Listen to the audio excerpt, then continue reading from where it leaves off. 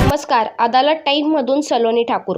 Breaking news. जळगावमधून रामेश्वर कॉलनीतील गाडगे तलावाचा बंध आज पहाटे 3 वाजता फुटल्याची धक्कादायक घटना समोर आली आहे.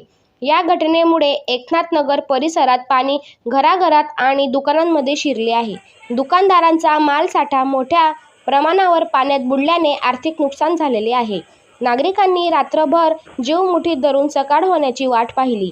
अचानक आलेल्या पाण्यामुळे संपूर्ण परिसरात पाणी घराघरात घुसल्याने नागरिकांचा जीव मुठीत धरून सकाळ होण्याची प्रतीक्षा करत होते. या पूरसदृश परिस्थितीत परिसरातील सर्वच घरे पाण्याखाली गेली असून अनेक दुकानांमध्येही पाणी शिरले. त्यामुळे मोठ्या प्रमाणावर मालसाठ्याचे नुकसान झाल्याचे दुकानदारांनीही सांगितले. स्थानिक नागरिकांनी ही घटना घडण्यास महानगरपालिकेची निष्काळजीपणा जबाबदारी असल्याचा आरोप केला आहे.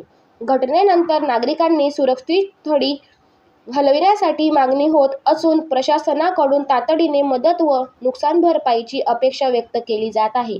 याचबरोबर बातमीपत्र संपले.